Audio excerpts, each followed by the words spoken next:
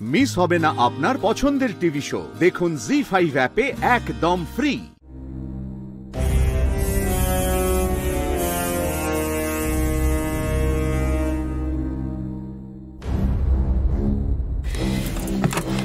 আসি।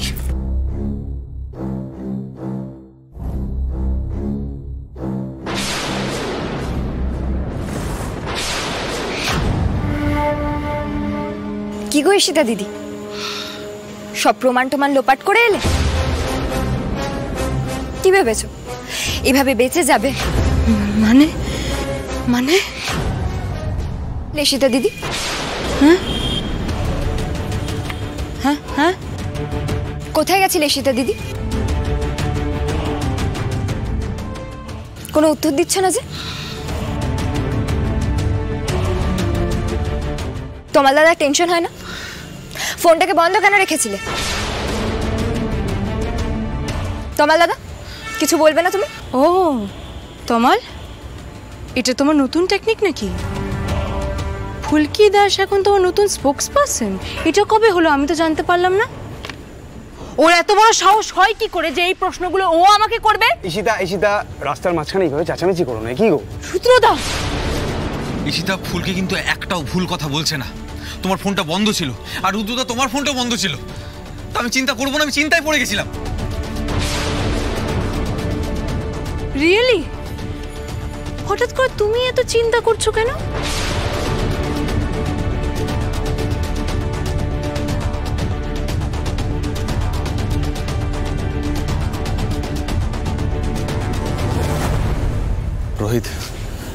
রোহিত এবার গিয়ে সামলাও ভাই। আর শোনো না, আমি চলি, বুঝলে? আসলে রুদ্ররূপ বাবু আমার এই উপস্থিতিটা মেনে নেবেন না। তোমাদের পারিবারিক ব্যাপার তো। তুমি এগো পিয়াল, তুমিও যাও, ঠিক আছে? রাস্তার মধ্যে এটা ঠিক হচ্ছে না, যাও যাও।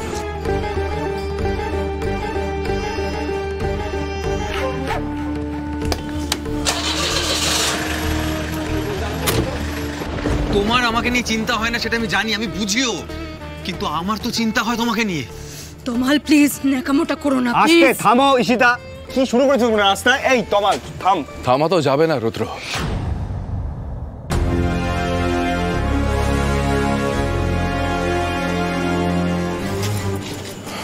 অনেক প্রশ্ন আছে তমালের মনে, কিন্তু সব কথা বাড়ির ভেতরে গিয়ে হবে। আমি সেটাই বলছি। বাড়ির বাইরে একটাও কথা নয় তমাল।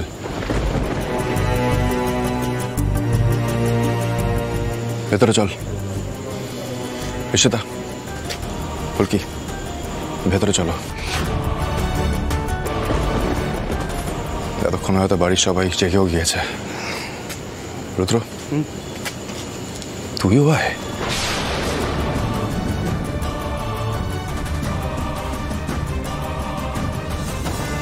আরে চল চল চল, বাড়ির মধ্যে ঢুকতো, চল চলো চলো চলো চলো চলো চলো, এসো।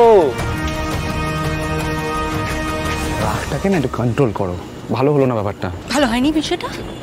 তুই বুঝতে পারছো না আমি কেন করেছি? আস্তে। হ্যাঁ, আমি প্যানিক করছি ওকে নিয়ে। ওকে নিয়ে না আমি উল্টোপাল্টা ভিশন দেখছি, বুঝতে পারছো না তুমি? শোনো রুদ্রদা, চলো। ফুলকি দাস ওকে। আরে জি5 ডাউনলোড করুন আর সব এপিসোড দেখুন একদম ফ্রি।